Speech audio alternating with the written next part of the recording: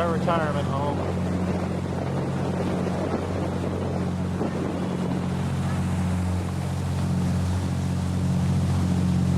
How should we furnish it when we move in? Probably consult an interior decorator. Yeah, it's a good plan. Good plan.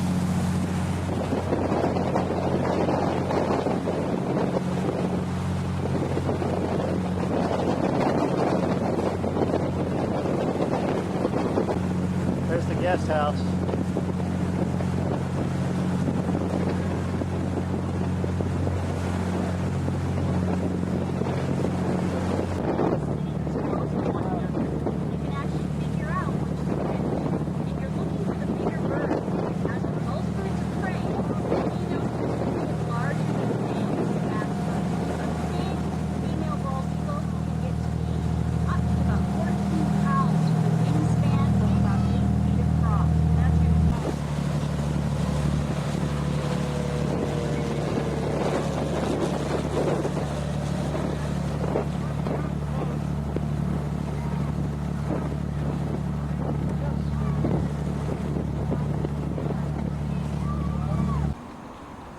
Hello.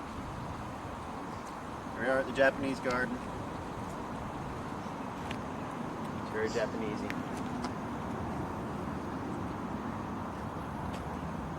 Very pretty. You can see all the fish swimming on the surface down there.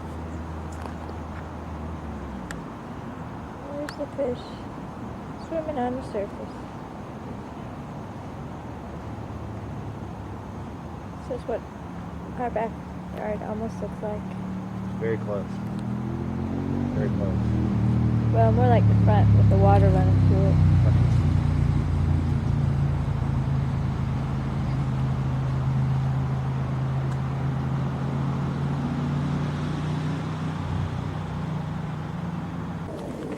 Note the date, 4th of July, wives in yellow For the troops.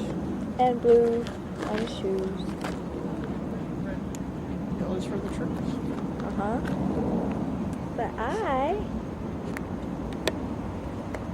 have enough for both of us. Red, white, and blue.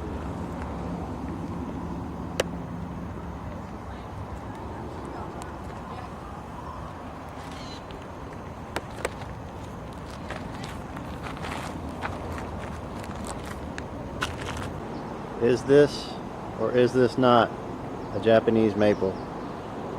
That is the question. We just don't know.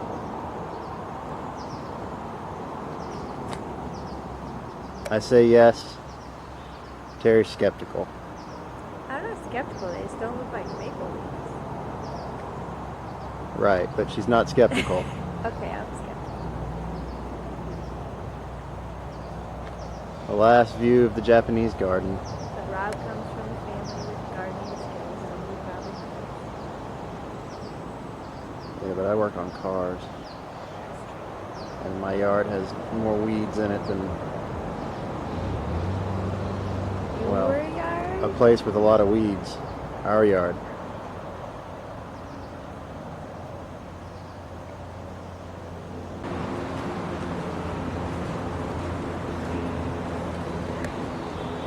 There's the underground tours. Pioneer Square. Seattle.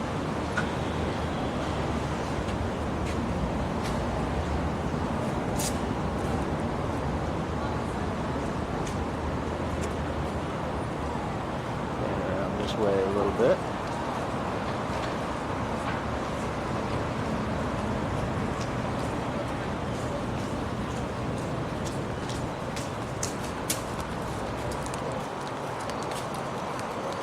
There's my wife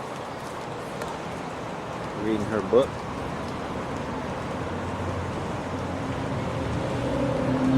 Trying to ignore me.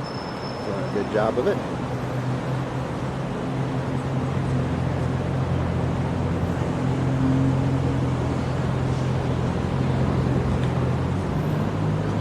That's where we'll be in about 10 minutes, taking our underground tour. Here we have a common tourist reading. She's a reading fool. Take that, book club people.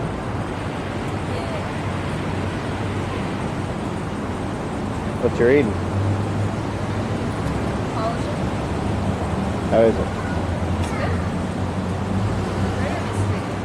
What? It's a murder mystery. All right.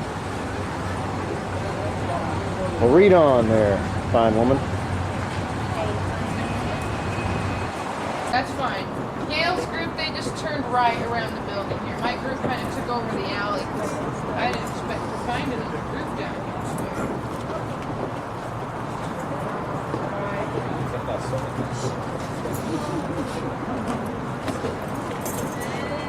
Me too. Yeah.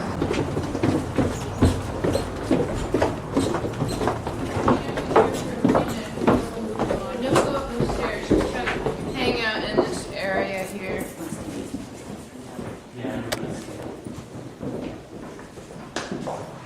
We'll get everyone in here and kind of lock it up. I'll look at you in the morning. Come on in, hang out here.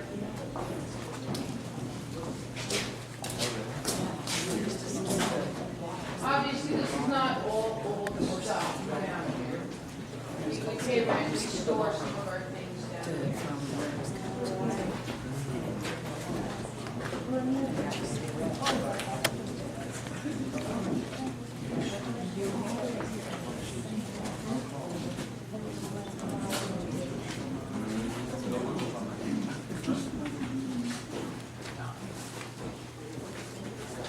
Hello. Okay, are you in? Okay, well, this On is the it, the underground tour. underground. Thanks for coming. I'm gonna lock the gate and I'll be right back, about an hour or two. 1850s, you'd be in the mud.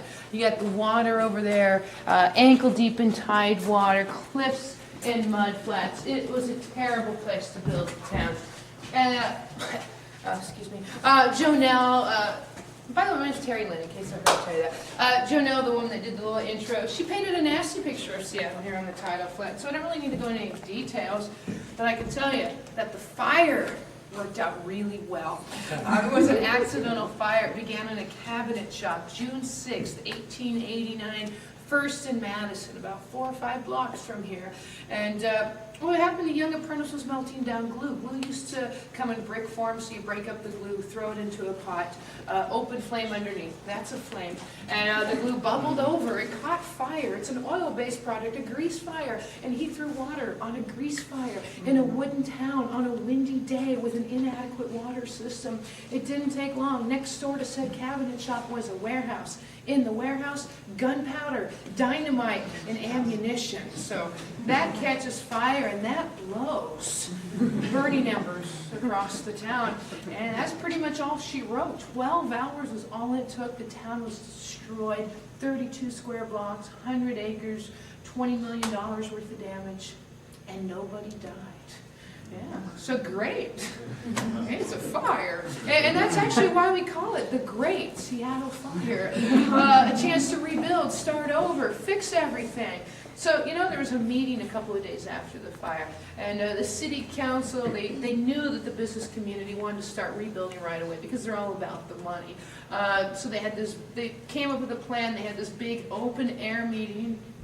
Right? No buildings, right? Yeah. Gratuitous laughter, it's going to get you out. At the meeting, a couple of things are decided, though. Firstly, the city said from here on out, no more wood in downtown. Stone, steel, brick architecture, new ordinance in effect immediately. And no one argued that. Everyone understood, and that was a good way to go.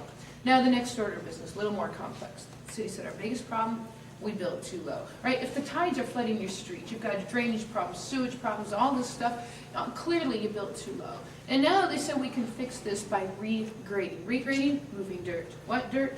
The cliffs, right? 200-foot cliffs at one time covered with trees. Logging for nearly 40 years, the trees are no longer a factor. Residential area, not a problem. Cabins, the city would buy out the property and those people could literally drag their homes farther along the bluff and then the city could proceed to sluice down the hills, bring the dirt to here. Right, if you're looking at a 49% grade 200-foot cliff about 4th Avenue, you got this sort of thing going on over there. It's not probably exactly 49%, I'm not good at math. But the thing is, the city said we're going to water those down, giant hoses essentially. So when you water down a cliff, not only does it push the land out that way, but it brings the dirt to here, elevating this area out of the mud. They took into account where the tides were coming in, said we need to raise the city at least 8 feet down by the water, solving all the problems here. So if my left arm is the old level of Seattle, fingertips the water, 8 feet from here, it's a hill that gets bigger, 10, 15, 20, and so on, topping out about 35 feet above this, the old level. Pack the hill down, build the city on top. There's now landfill, water, sewage, and drainage pipes can be buried, problem solved. Sounds like a good idea, right? Right. Do you think we did? No. No, of course not. Problem was, the business community was concerned about the time frame. You know, they said, this is a lot of dirt, a lot of area to be covered, pardon me, and that's a lot of dirt. We're here to make money. Well, what kind of time frame have you got for this regrade project? And when the city announced 7 to 10 years, that's pretty much what they did. They laughed. They said, no, this is our property, our livelihood. You can't tell us what to do. We're going to come back to the mud flat and start again. One of the key points of the underground. If you owned a building in Old Seattle, you also own the sidewalk. Buildings, sidewalks, private property. And they want to bring all this back to the mud. And the city said, fine, you're right, we can't stop you. But keep in mind that the city owns the streets. And we're going to go ahead with our plan and raise our property, the streets, the 8 to 35 feet. We deem necessary building up above and around your property for these 30-odd blocks. Now, of course, debate ensued, but they wanted to settle it quickly. So when all was said and done, they all came to the conclusion that actually building the city at 2 different levels simultaneously was a pretty good way to go. And that's what they did. And I'm going to go over here and show you exactly how they did that. Now, the photographs, you're not going to see, some of these are replicated again in the museum. Post-fire Seattle, all of them here. Primarily showing you Seattle during the heyday of the Klondike Gold Rush, which would take place in 1897. It will be elaborated on that. In short, we became the supply town for many of the miners heading up to Alaska in hopes of striking rich. That's what you're looking at here. Stone, steel, brick architecture, clearly post-fire. So let's go through the rest of this building here, and I'll explain.